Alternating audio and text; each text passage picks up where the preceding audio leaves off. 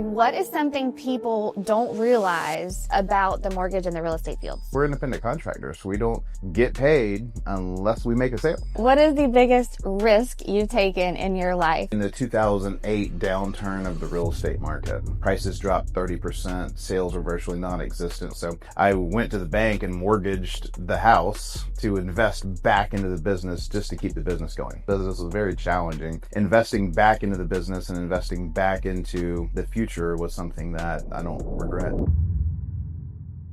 Here we are. All right, question number 1. Are you ready for this? Yeah. All right, here we go. What is something that I do at work that makes you think, yep, that's why you're the best? Oh, goodness. I would have to say you're out of the box thinking.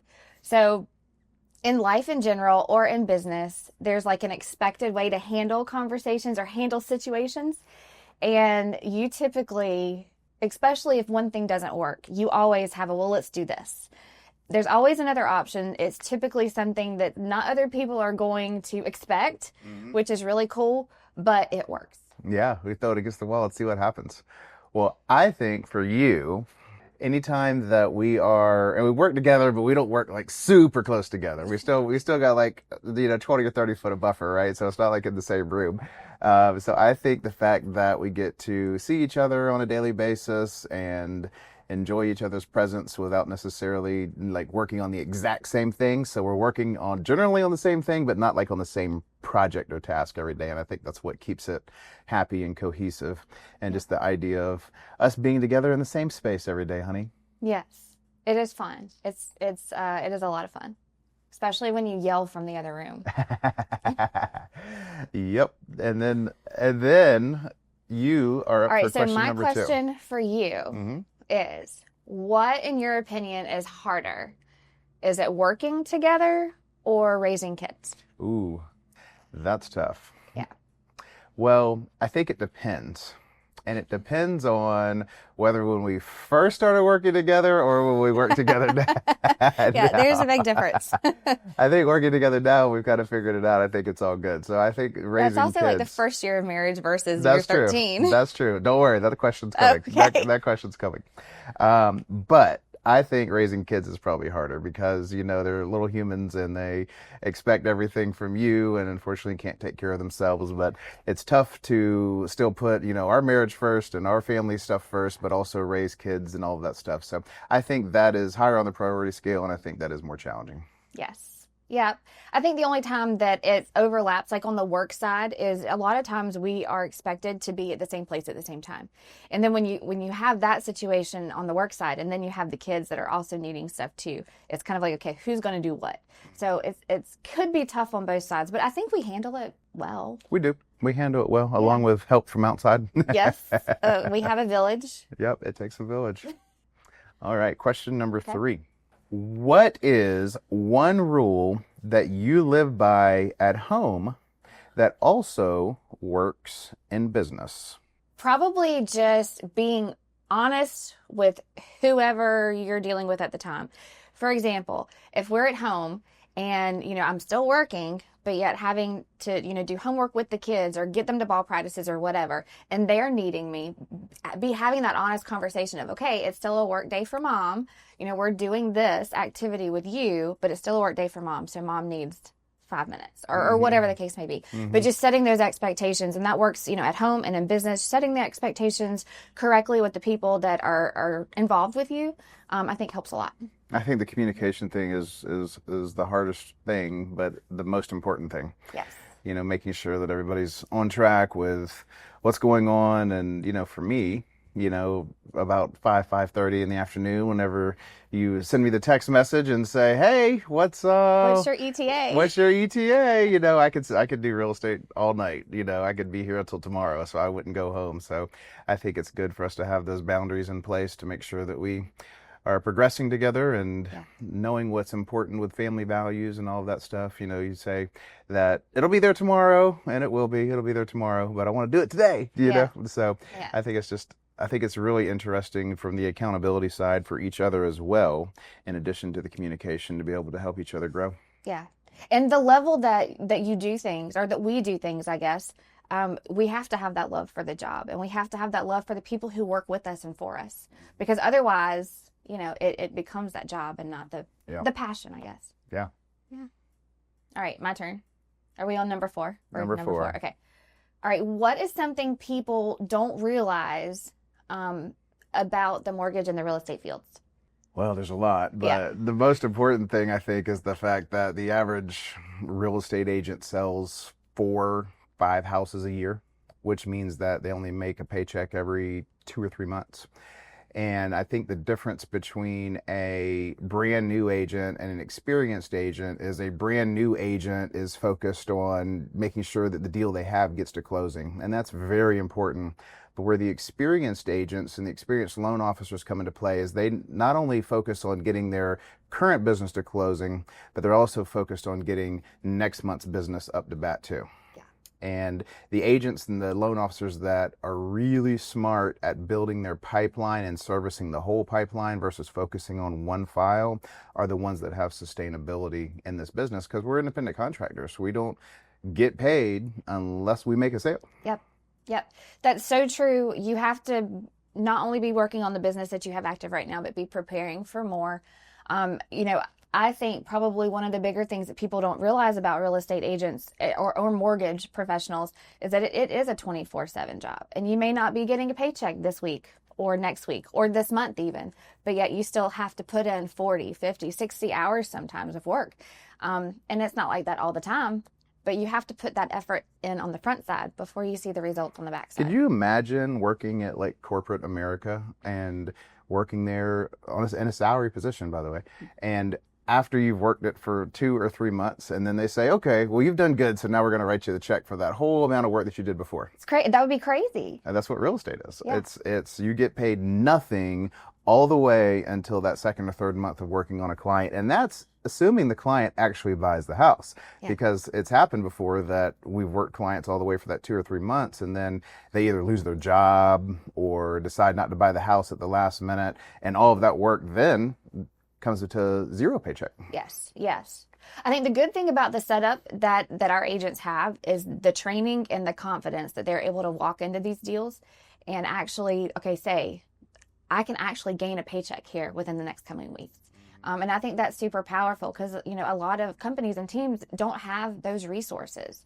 And to be able to get that paycheck and get rolling rather quickly, I don't know, that's a powerful move. Yeah, the training and the leads. We give the agents the leads. That's important. They know where their business is coming from, and they can have as many of those as they want, many opportunities at the bat as they want. And that's really where it gets great, because we get them at the bat. That's their best way to figure out how to be an expert in the field, is to continue doing the repetitions. These agents that do 3, 4, 5 houses a year, on average, not our agents do 10 plus a year, but these agents that are doing 3 or 4 a year, they lose sight of all of the new trends and the new techniques and what's working and what even the new forms, the new paperwork. They're in it more on a part-time basis, and they don't understand all the nuances of the business. Yeah, well, and every buyer's situation is different. So there's no situation you're going to walk into that you've ever ran into before. So being able to have all of these experiences and all of these closings happen and just the experience under your belt means so much. All right, next question. All right, so it's the end of the day, and you've had a hard day. So it's Monday through Friday. No. You've had a hard day. Only if it's the end of the month, maybe. Yeah. What is your go-to routine to reconnect at home? Well, you know this obviously, but one of my favorite things to do at home is to curl up either on the couch or in the bed, and all 4 of us together, we sit in there and just veg. 5 with the dog. Well, 5 with the dog. We're usually all in the same room. Doesn't matter, where in the house, but in the same room, curled up together. That is like the way to recharge. Yeah. I love coming home and, it's at the end of a long day, and the kids are, rush to the door to, greet me and say hello, and then we eat dinner together as a family and all that good stuff. And it sounds like, the perfect dream, but really there's a lot to be said about just enjoying that family time, even if it's for an hour or two at night. It doesn't have to be, some crazy amount with all the stuff we have going on. We're not going to spend 8 hours together every single day, but Yeah. I think having an hour or two of dedicated time together with everybody, getting ready to run out to ball practice or whatever it may be, just enjoying each other Yeah. and making sure that we make time for that, because I think that keeps the relationship and the family happy and healthy and whole. I agree. What number are we on? Number 6? Yes, number 6. Oh, okay. So this one's going to be a fun one. All right. All right. What is the biggest risk you've taken in your life? Not me. You can't say me. But what is I'm the sitting biggest, here with her. what is the biggest risk you've taken in your life, or for business? Wow, that's an interesting one. I would say in the 2008 downturn of the real estate market, prices dropped 30%, sales were virtually non-existent. We had a real estate team of 6 at the time, and today it's over 100, right? So that just puts in perspective how long ago this was. And I remember it came time for payroll, and it came time for us to continue to do the business, and the money just wasn't there. It wasn't there at all. So I went to the bank and mortgaged the house to invest back into the business just to keep the business going. And I did that, and fortunately it's paid off, very well. But at the time, trying to pay the additional mortgage on the house and pay the expenses of the business was very challenging. And so for a few years there, it was very tough. But investing back into the business and investing back into the future was something that I don't regret. Yeah, I like that. And that was even before we met. Mm-hmm. Which is pretty interesting that thank goodness we didn't have kids and stuff on top of that. Mm-hmm. How about you? I don't know. I'm thinking about it. The biggest risk I've taken in business or in life, I think having the courage, well, to number one, say yes to you. I know I was teasing when I said you can't use me, but I think I have to use you because that was probably my biggest risk is choosing you, saying yes to you, and moving to Charleston, leaving a career, leaving friends, jumping into who knew what, because we had only known each other for less than 6 months. Mm-hmm. Yeah. And so after we got married, you, at first you thought you might be the stay-at-home wife, stay-at-home mom for a short period of time, and that didn't work out. No, that did not work out. I'm not a stay-at-home mom type for sure. I had to do something. And then you said, "Hey, let's do something together in real estate." So Yep. you started working in the operational side of Jeff Cook Real Estate, and realized pretty soon that wasn't the best thing, simply because if we go out of town together so much, then it kind of leaves the business in a hole. Yeah, I think people would be interested in knowing that we get along really well, like in life and in business. But we like to travel together, and we like to have those experiences together, and we like to go to conferences together, because we each get something different out of it. And so working on the same side definitely didn't work. So then we cooked up the idea for you to open a home inspection company. Yep. And that went well. And I remember in the beginning of that, you were doing really well, and then just realized that you wanted something a little different. Yep.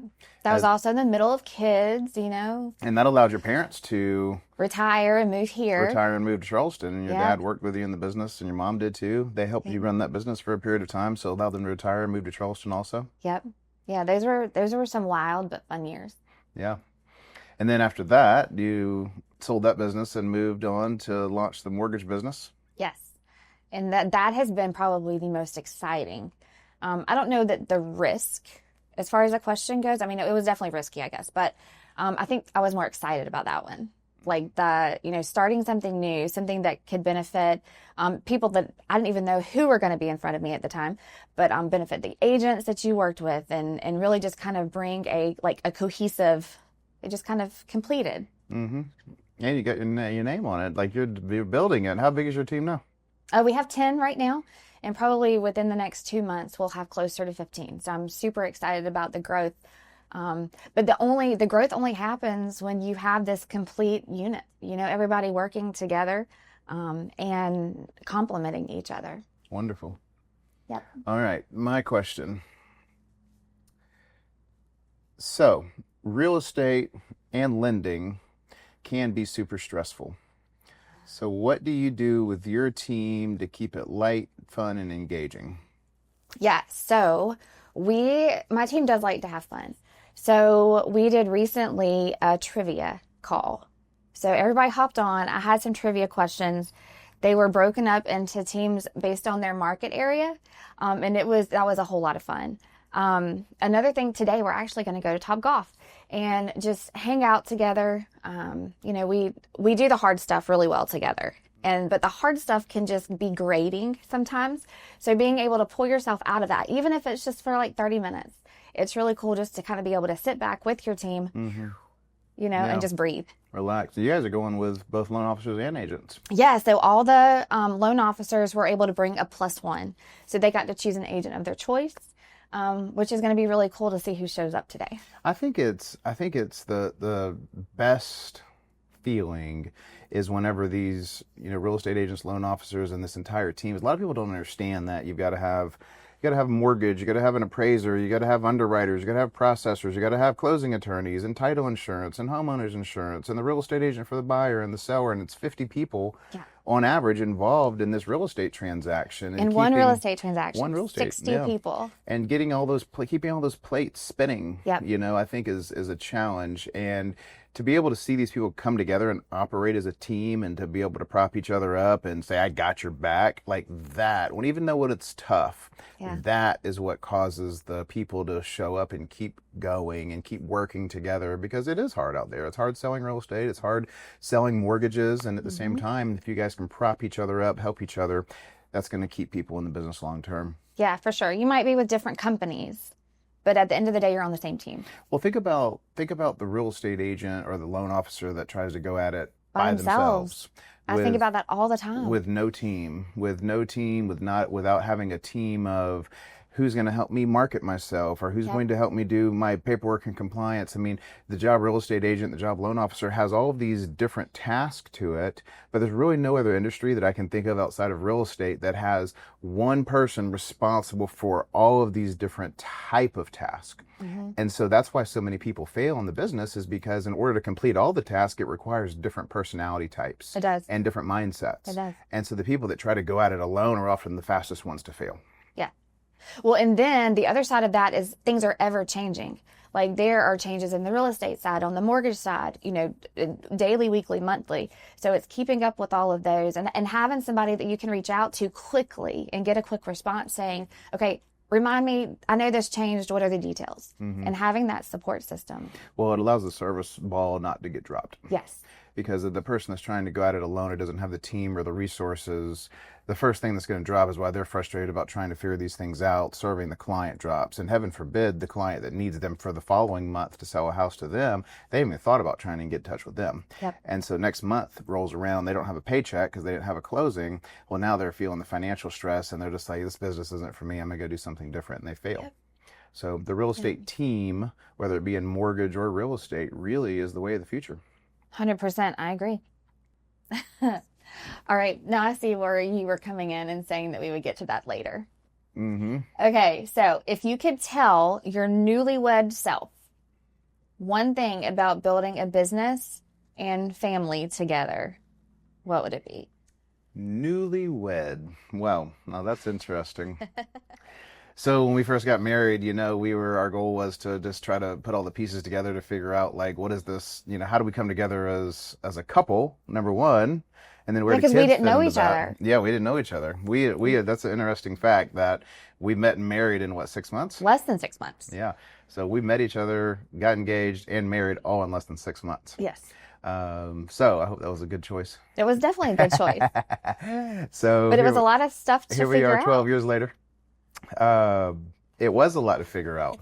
It was, trying to figure each other out, as well as what does business look like. And I remember in the beginning, whenever we first met each other, you didn't necessarily believe that, there was a business and that there was all of these things going on. When we first got married, I remember you said, wait a minute, or right before we got married. Right before we got married. I definitely believed it once we got married. Yeah, right. Well, right before we got married, I remember you and your mom were like, hey, we need to go do some investigation on Jeff to make sure that he really owns these businesses. But anyways, so after we got through all of that and were able to, get married and try to figure out where business goes into it, I think that first year, a lot of newlyweds are not only trying to figure out, like, okay, how do we react with each other and get to know each other. But then like, where does the work dynamic come in? And if you're, Mm-hmm. you know, potentially working together, you know, I remember whenever we were going to, you know, marriage seminars and things like that, one of the pieces of advice they gave us was don't spend more than a certain amount of money without your spouse, you know, Yeah, agreeing to I it, do you remember know? that. They like put a dollar figure on it. Yeah, and I was like, that's not gonna work, you know. I was like, that's never, that's. I was like, I bought a Yeah, because house. you just come home and say, "Hey, we bought a house today," and I'm like, We bought a house. You know, I was like, some days I buy a house, you know. So as just like, there's no way that the dollar figure thing is gonna work for us. So we had "Yeah, to like redefine, we did." like we had to get the principles of it, and Yeah, then we had to redefine what worked for us in yes, our relationship, and that took a lot of, you know, discussion in the beginning, like trying to get on the same page about like what does all this mean and what are our boundaries, because I mean your background and my background, as it is with every newlywed, is completely completely different. different. Yeah. So I think that I think that as time goes on and then you insert kids into the mix, you know, that's another change Yep, that you have to figure out, okay, like what does that look and feel like? yep, And then as those kids get older and get involved in things with school and church and all that stuff, you know, then that even changes the dynamic even more. And you really have to figure out like, okay, what's on the importance scale, right? Like where is the priorities? mm-hmm. And be okay if not everything at the bottom part of the priority doesn't get done. Mm-hmm. You know, I think in a perfect world, you want everything to get done, but you know, as long as the big boxes are checked, then all the other stuff is just would like Yeah. versus must have. And I think we're good at like checking in with each other. I mean, like we, you know, at least once, and it's most of the time twice a year, you know, we sit down, we look at our goals, you know, where are we at, you know, what do we want to accomplish within the next certain period of time? You know, are we on track? I think we're good with that. And we're good with the fluidity of it. Like, you know, if something doesn't happen, it's okay. Yeah, absolutely, absolutely. Being able to pivot, Yes. I think that's a really, really important thing because not everything happens the way you anticipate it to happen. Stuff happens, you know, and sometimes it's like, oh man, I had something blow up today. I can't be there, you know what I mean, or whatever. And not taking that out on each other, being frustrated with each other, you know, having grace towards each other Yeah. and being flexible. I think that's the most important part is having a plan, but being flexible with the plan. Yes. Agreed. All right, this one says, how do you define success now versus when you first started? Interesting question. Um, I don't know. Success looks different, like in different periods of time, I guess. You know, when I first started mortgage, I think that success to me looked like having a big team. But then as time went on, it was not necessarily about having a big team, even though, I mean, that's still a goal. You want to grow. But it was more of, you know, how can we serve? And I think when that switched, I don't know, it just made more sense. Like it felt more natural. Growth happened naturally. Mm, I think that's good. I think that's real good. Well, so for me, you know, I've been doing it now 22 years. And so for me early on, you know, I wasn't married at the time. And it was all about let's sell houses, sell houses, sell houses, right? And I remember I was trying to achieve a certain goal in terms of selling houses, making money, and I hit that goal. And then my world came to an end. I was like, what do I do now?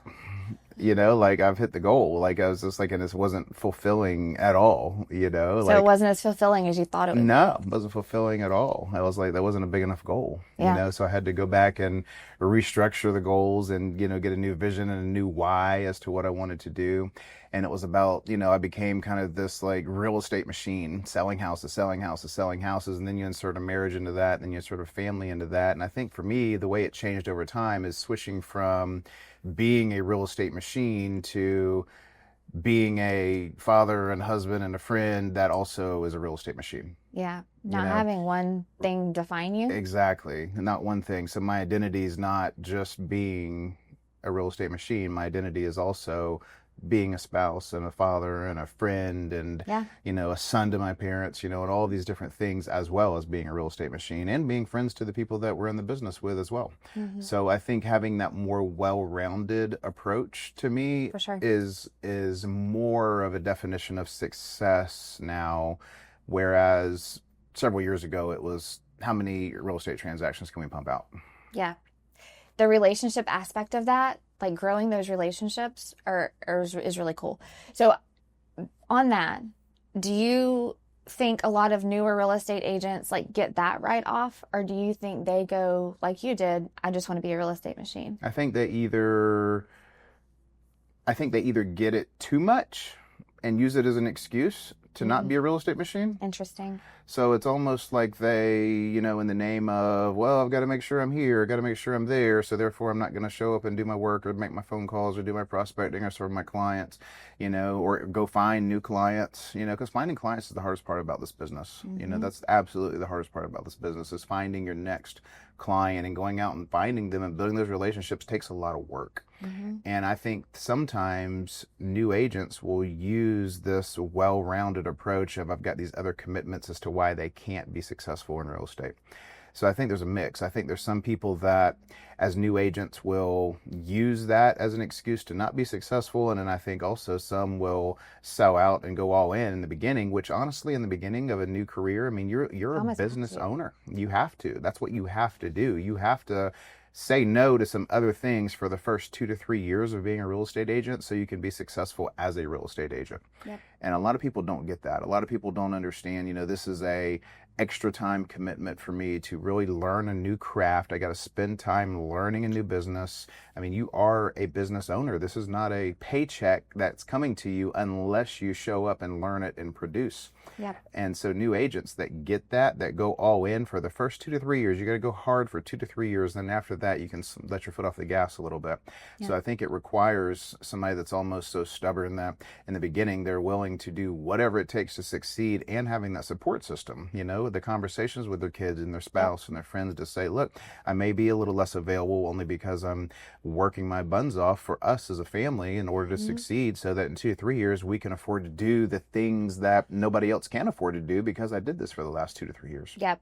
I think that's the hardest thing for me to see are real estate agents or LOs who come in and they put in a good 2 or 3 months of really hard work. They hit the phones, they do the open houses, they prospect like crazy. They're out there talking to people.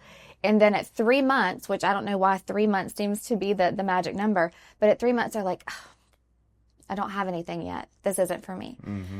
I really wish a lot of more people would come into it with the expectation of, this isn't a 3 month thing. This is a life thing. Yeah, 6 month to 3 year thing. Yeah. Yeah. And so it's good. If everybody does exactly what we say on day one, about 3 months they'll start making money. But a lot of agents come in and just test it for 2 to 3 months. They're not all in. They're not all in, and they don't realize that even though I've been enrolled for 3 months, my 3 month counter hasn't started yet because I haven't committed. Yes. And that's a very key distinguishing factor when we tell new agents that join us. It's like, look, you can, if you show up on day one and sell out and start hard on day one, your 3 month timer started. But if you're just kind of taking it all in and standing in the background and watching and observing, your 3 month timer hasn't started yet. Like you have to go all in, and then your 3 months starts. Yeah, 100%. And it's okay if they want to take, and just kind of, slowly tread the waters at first. But like you said, that does not start your count. And, and you have to give yourself grace because your friend might be getting a paycheck at month 3, Yep. And being okay with that and not using comparison to think, oh, this isn't for me. That's true.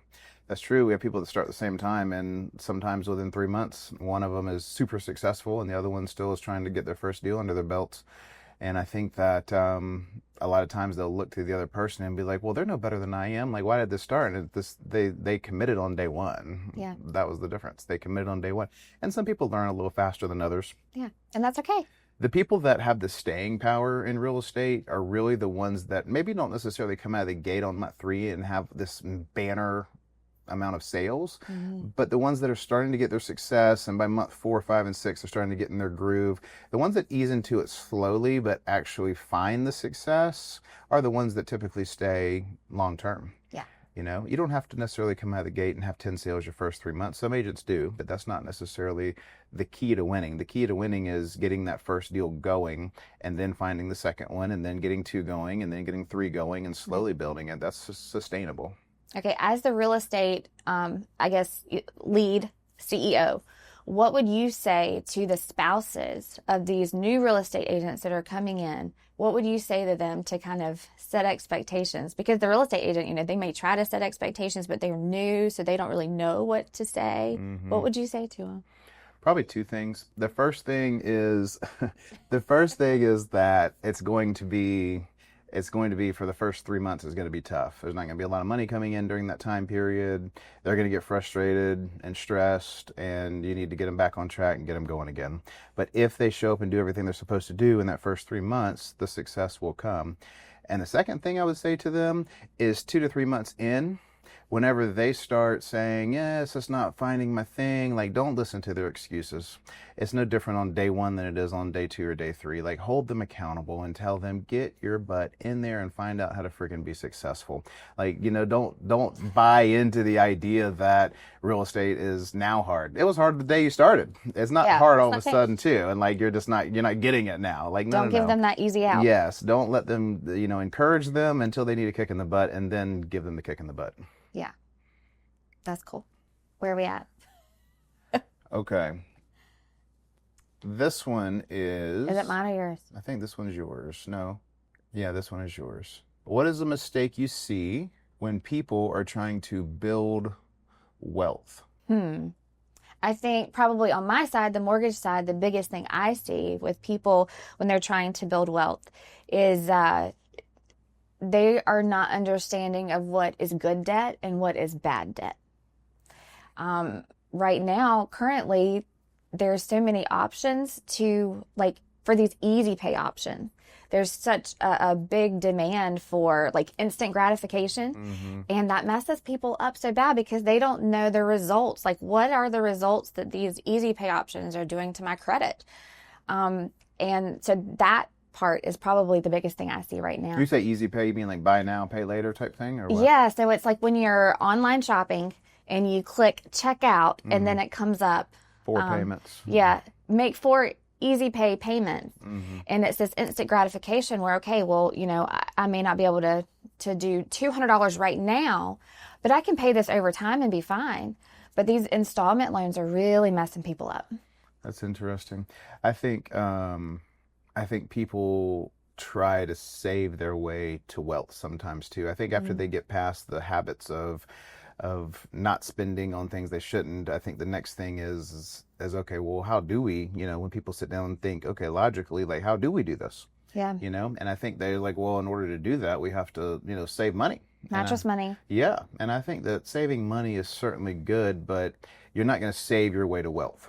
Yeah. You have to be comfortable to take money that you set aside and investing that or using that for growth, and be willing to do that, or else wealth probably is not going to come. Like, you might be comfortable with a nest egg in the bank, but that's not wealth. That's just a nest egg in the bank. Right. There's two different things, right? So I think it doesn't matter how much you save. You can save 100% of your money, right, and live in poverty, right, because you just aren't going to have any luxuries of life, but it still doesn't mean you're ever going to actually achieve wealth. Right.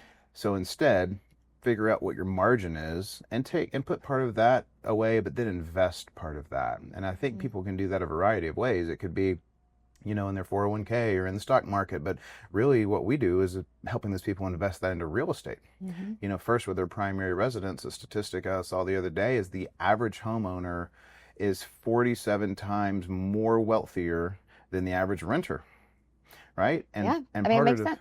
Part of the reason for that is not because they saved a bunch, now they have a down payment. That's how they got there, but that's not the reason that they're more wealthier. The reason they're more wealthier is they took this money and invested it into real estate, and now that real estate transaction, over time, they're paying that down. Their payments going toward the debt reduction on an asset versus just going to a landlord paying their mortgage. Exactly. But also, this house is going up in value. So if I buy a $500,000 house and now I've paid it down to $400,000, but it's went up from $500,000 to $600,000, well, now I've got $200,000 of net worth that I didn't have if I had chose to rent during that same time.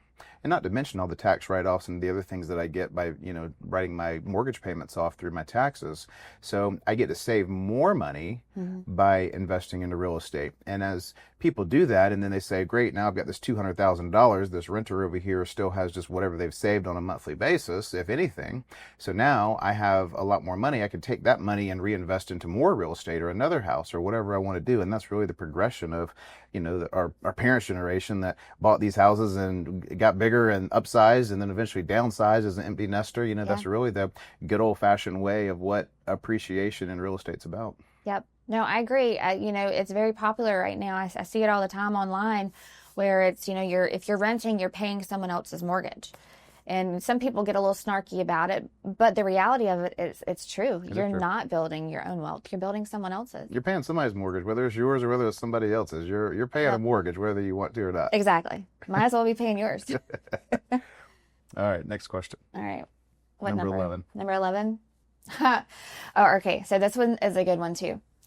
When you were first starting in real estate, what is something that you wholeheartedly believed then, but you completely disagree with now? Well, I remember when I first started, I was like, in order to achieve the goals, we're going to have to create a real estate team. And we were right in that. But whenever I first started the real estate team, I did it the wrong way. Gosh, I did it the wrong way. And the reason I did it the wrong way is I didn't have the wrong people, but I believed that the things that I had to give to somebody on a real estate team were very different than what I believe today. For example, I used to say out loud that your mortgage payment is equally as important to me as it is to you, or your rent payment, or your car payment, or whatever it is. And so I would have these team members on my team that I was trying to tell them that I'm invested into your success. And that sounds really good, but the reality is it set this expectation with them that they didn't have to show up and do the work, that I was going to do the work for them. So Wow. you come to my real estate team, your mortgage is important to me, so I'm going to help you pay that. And what I was really trying to say there is I'm going to give you the tools and So resources you can do it. for you to go do the work to pay your own mortgage. Yeah. And so I didn't get that right in the beginning. And I had people that, maybe were a little more entitled or thought that I should be doing the extra work for them. And then the lead would come in and I would give them my very best lead versus me just selling the house myself as the team owner, and so we weren't aligned. And it took me some time to realize that I don't need to spoon feed my team members. What I need to do is instead get them into the right rooms and teach them the right things that allow them to be successful versus me trying to do the success for them. It's almost like me meeting them on the 50-yard line and we run the play together versus me running the touchdown for them and then giving them the game ball. Yeah. Yeah. And it's preparing them. It's giving them the independence to be able to own their own business, essentially. What do you think about like the agents who have been around for a while and they have those tools that you've given them? Like, what are your thoughts on that? Like they know how to work it. They know how to do the job. Like where's your value now? Well, we've created a hierarchy, right? So what I mean by that is it's a ladder. It's a rung system. Yeah. And so in the beginning, whenever you first get started, we'll give you all the tools you need to be successful as a new agent, and we'll set you up for open houses. We'll set you up with leads. We'll do all of those things. Well, guess what? Then the next rung of the ladder is that we'll get you into maybe a little higher classroom. And what that means is that somebody that may call from a repeat client or somebody that I have a personal relationship with, maybe you'll start working with those people. Or maybe a different lead source that we're testing out so you can help us pilot the new things or do beta testing on new things. And then the next lead source or the next after that is to be able to help us mentor some of our other agents and make some additional money from that. Or the next step would be getting in rooms with me personally. We might have a top producer club that only the top 15 people in the entire organization come around. So we work together to sharpen the axe and to help each other grow and succeed. So we've set it up over time so that the higher you want to go on the ladder you can, but you don't have to go any higher if you don't want to. But there's always a next step for you to be able to continue to build your career and get to the next level. That's nice. And so as a result of that, we have agents that make $40,000 that say I'm cool with being on rung one. We have agents that make $400,000 that want to get to the top rung, and they get to choose where they want to be at on that progression ladder. I like it. The independence is really cool. All right, here we are. Am I asking you the question? Yeah. All right. Ask me this one, number 12. What advice would you give to someone who feels stuck in their career? Feeling stuck in their career. I think this is a really interesting topic because I think that sometimes people feel like they're stuck in their career and they're really just kind of in a bit of a rainy season. And I think a career is like the seasons. I think there's a rainy season, there's a sunny season. And I think people get confused on if I'm in a rainy season, am I stuck in my career or am I just in a rainy season? And I think people have a hard time distinguishing the difference between those two. Yeah. Well, because real estate is cyclical. And just because, this week or this month or this year it's hard, it doesn't mean that it's going to be hard forever. Well, and then you add personal stuff into it too. So Yeah. somebody might be going through a divorce, or they might have trouble with their kids at home or whatever, and they use those outside influences to allow to determine whether or not they're happy in whatever career they may be in, whether it be real estate or not.